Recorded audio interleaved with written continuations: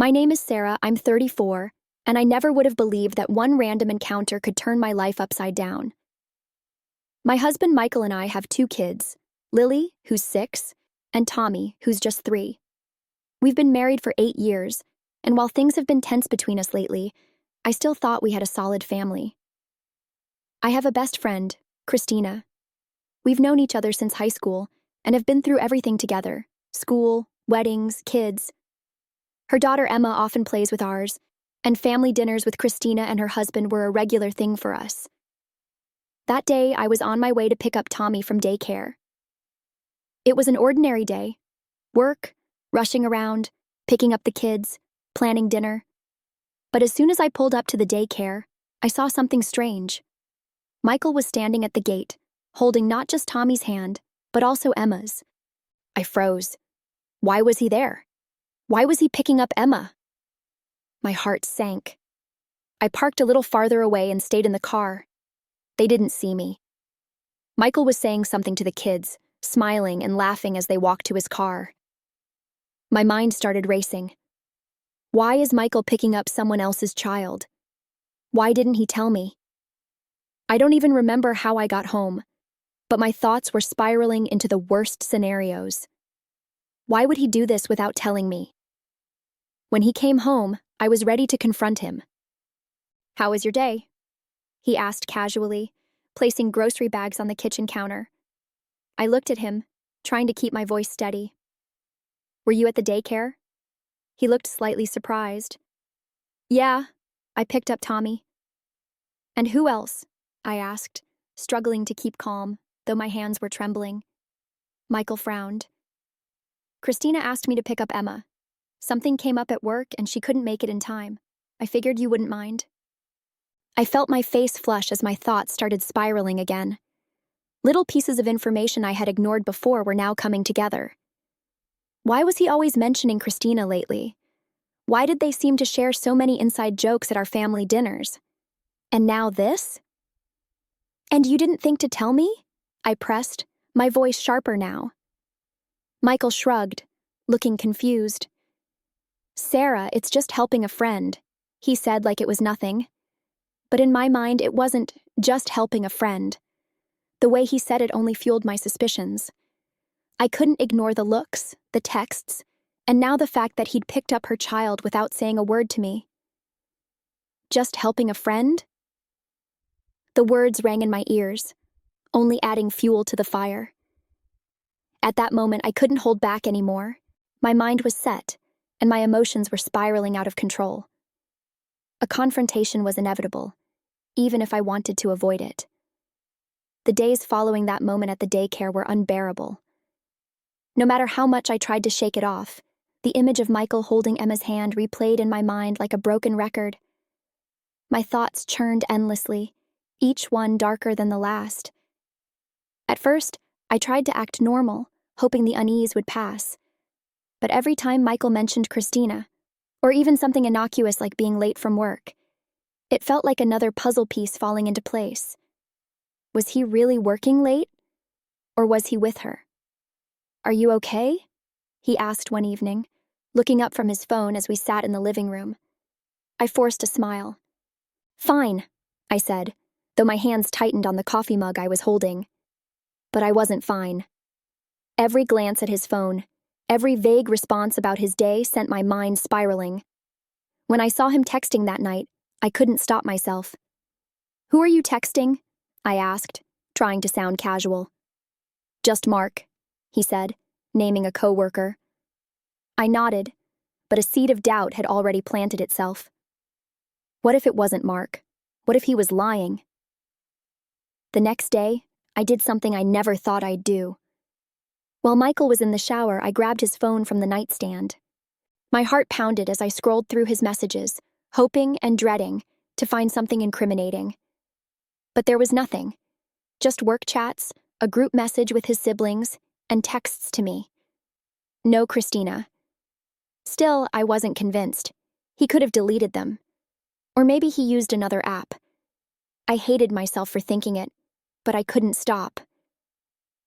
That afternoon, as I picked Lily up from school, I spotted Christina's car parked nearby. She didn't see me, but the sight of her made my blood boil. Did she know what she was doing to my family? Or worse, was she enjoying it?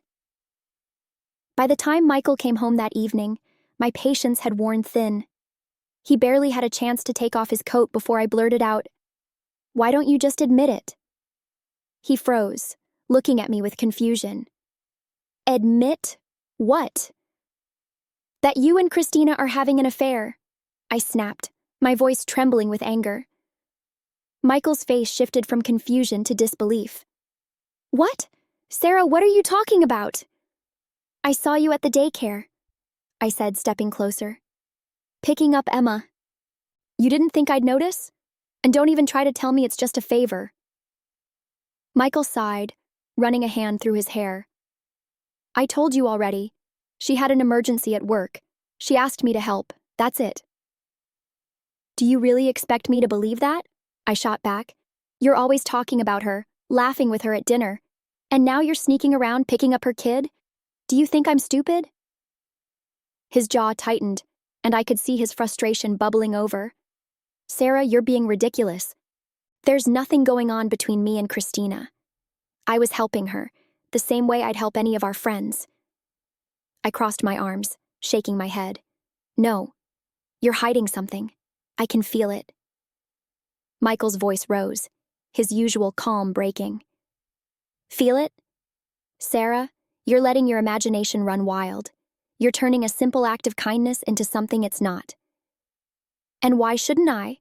I shot back. "You didn't even bother to tell me. What else are you hiding, Michael? How many other favors have you done for her?" He threw his hands up, his frustration spilling out. "I can't believe this. Do you even hear yourself?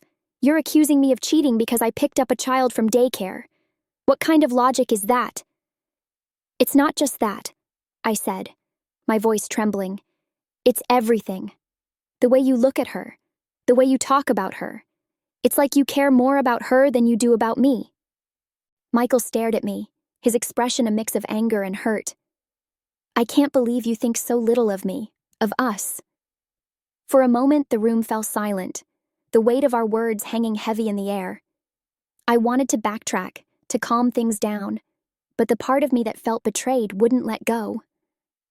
Michael took a deep breath, his voice softer now. "Sarah, I love you. I love our family. But this paranoia, it's not fair, to me or to you. I don't know how to prove I'm not doing anything wrong when you're so determined to believe I am." I looked away, my chest tightening with the realization that I had no proof, only suspicions. But those suspicions had already planted themselves deep, and I couldn't uproot them. "Then maybe you should have thought about that before running to her every time she calls," I said quietly, knowing the words would hurt.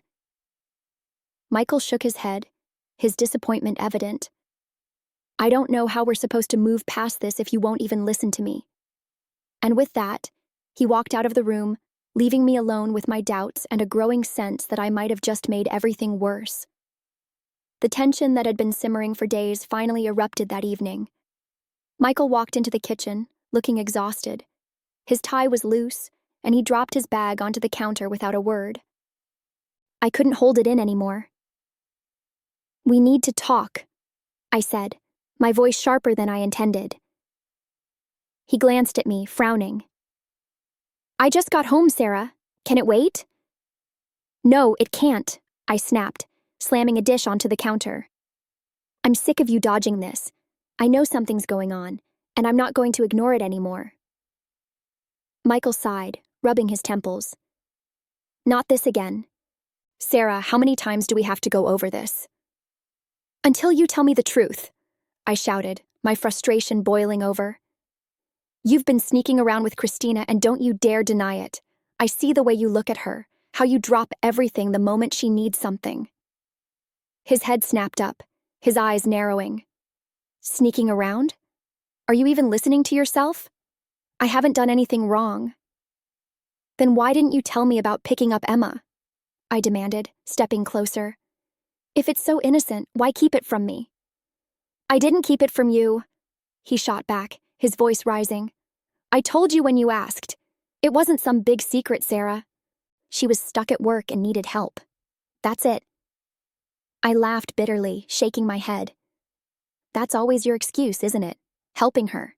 Being the perfect savior. Do you even realize how it looks? How it makes me feel? Michael's hands clenched into fists at his sides, his frustration now matching mine. How it looks. How it makes you feel. He repeated, his voice incredulous. You've built this entire narrative in your head, and nothing I say seems to matter. Do you even trust me at all? Maybe I did once, I spat, the words spilling out before I could stop them. But how can I trust someone who hides things from me? Someone who always seems to prioritize another woman over his own wife? Michael stared at me, his expression shifting from anger to something deeper, hurt. You really believe that, don't you? He said quietly. I crossed my arms, refusing to back down. What else am I supposed to believe, Michael? You spend all this time with her, doing her favors, acting like her knight in shining armor.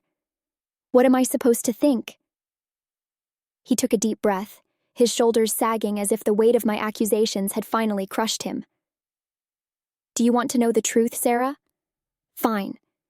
Christina called me in a panic because her boss moved up a major deadline, and she couldn't leave the office in time to pick up Emma. She was stressed out and desperate, so I stepped in. Not because I'm her savior or her knight, but because she's our friend, and I thought that's what friends do. I didn't think twice about it because I assumed you'd understand. I blinked, caught off guard by the calmness in his tone. But the words didn't erase the doubt in my mind. And you didn't think to tell me because I didn't think it was a big deal, he said, his voice rising again. I didn't think you'd jump to conclusions or twist it into this mess. I thought we were better than that. Well, maybe if you'd been more honest with me, I wouldn't have to assume the worst, I shot back. But my voice wavered. Michael shook his head, letting out a bitter laugh. The worst? That's your default now, isn't it? You don't ask questions, you don't listen, you just jump straight to the worst possible version of me and decide it's the truth. His words stung, but I wasn't ready to admit he might be right. Can you blame me? You've been spending so much time with her. It's like you care more about her than about this family. Michael's expression hardened, his jaw tightening as he stepped closer. You know what, Sarah? This isn't about Christina. This is about you. About how quickly you're willing to tear me down, to assume I'd betray you, after everything we've built together.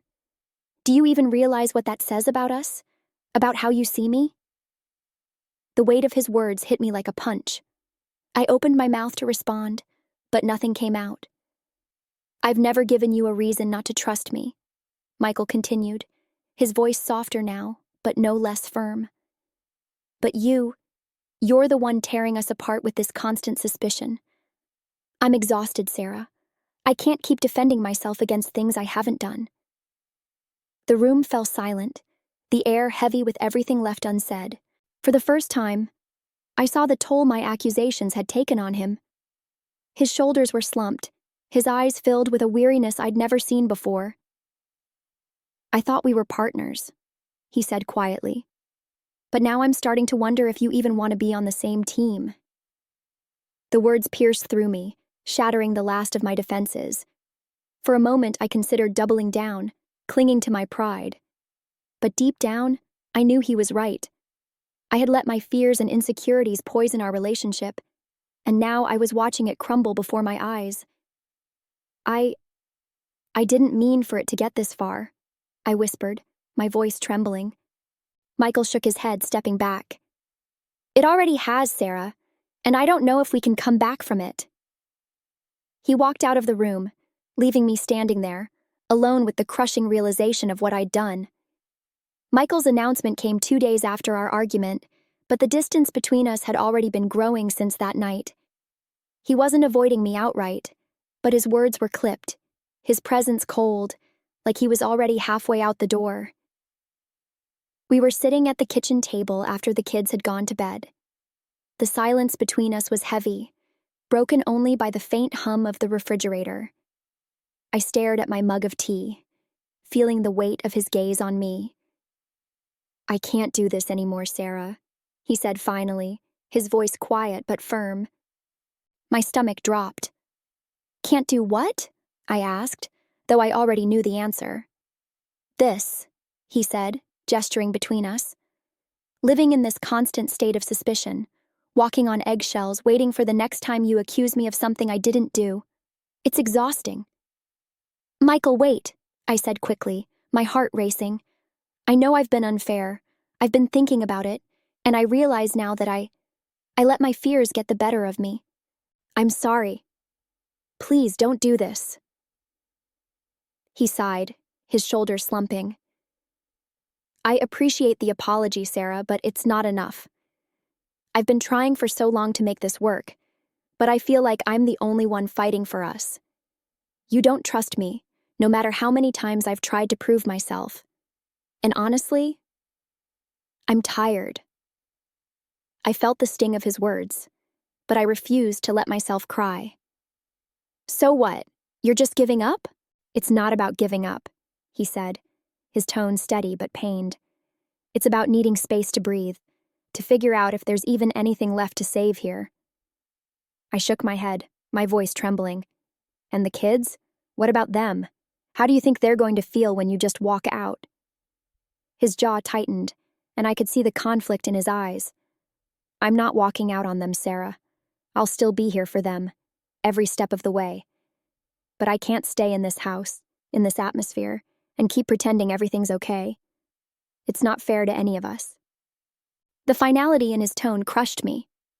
"Where are you going to go?" "I'll stay at my brother's for a while," he said. "It's not permanent. At least not yet. I just need some time to think." The tears I'd been holding back finally spilled over, and I wiped them away quickly. "Michael, please. I know I've made mistakes, but we can fix this. I'll do better. I'll go to therapy if I have to. Just don't leave." He looked at me, and for a moment, I thought he might change his mind. But then he shook his head. "I need more than promises, Sarah. I need to see that things can actually change. And right now, I don't know if they can." The next morning, he packed a small suitcase. The kids were too young to understand what was happening, and Michael kept things light, telling them he was going to visit Uncle Dave for a little while. They hugged him goodbye, their faces bright with innocence, while I stood in the doorway, my heart breaking. When the door closed behind him, the house felt unbearably quiet. I wandered into the living room and sank onto the couch, staring at the empty space where his bag had been just minutes ago.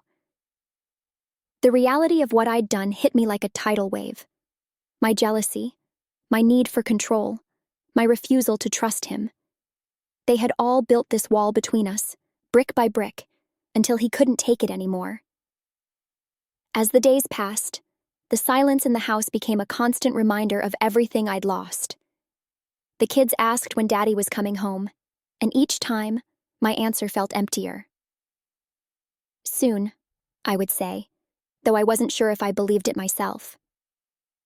At night, I lay awake, replaying every moment of our marriage, trying to pinpoint where it had gone wrong. But deep down, I knew the truth. It wasn't one moment. It was 1,000 little moments where I'd let my insecurities take over, where I'd chosen suspicion over trust, fear over love. The weight of my own actions was suffocating. I wanted to call him, to beg him to come home, but every time I picked up the phone, I stopped myself. He needed space, and I owed him that much. The days stretched into weeks, and I started to see the cracks in myself that I'd ignored for so long. My jealousy wasn't about Michael or Christina. It was about me, about my own fears of not being enough, of being left behind.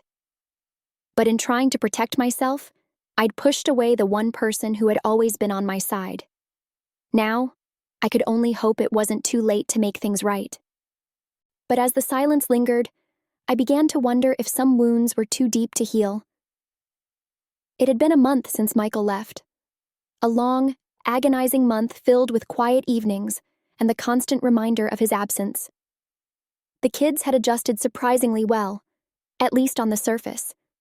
They asked about him less now, but their little faces still lit up when he came by to pick them up for the weekend. For me, the weight of what I'd done only grew heavier with each passing day.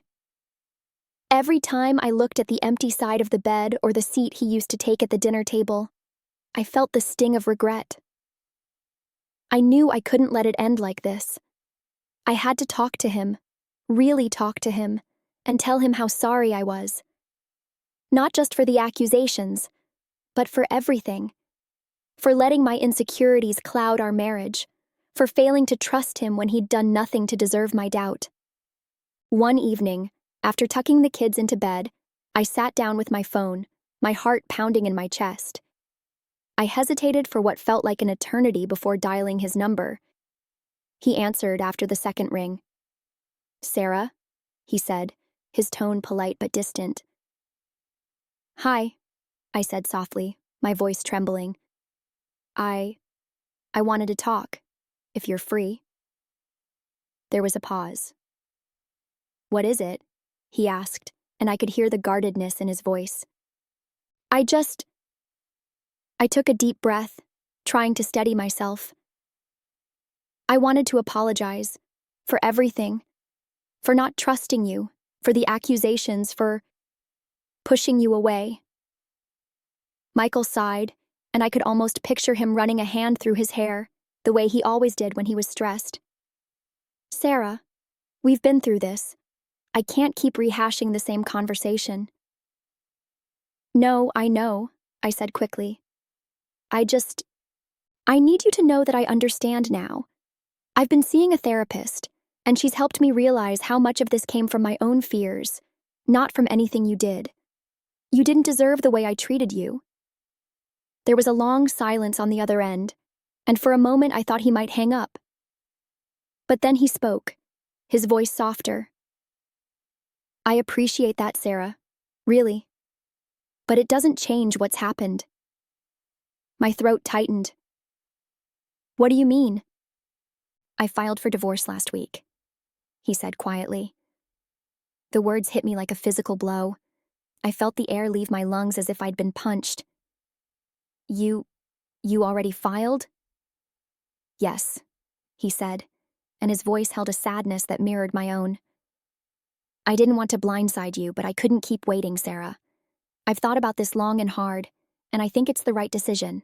For both of us." Tears welled up in my eyes, and I wiped them away quickly, even though he couldn't see me. "Michael, please," I whispered. "We can fix this. I can fix this. I'll do anything."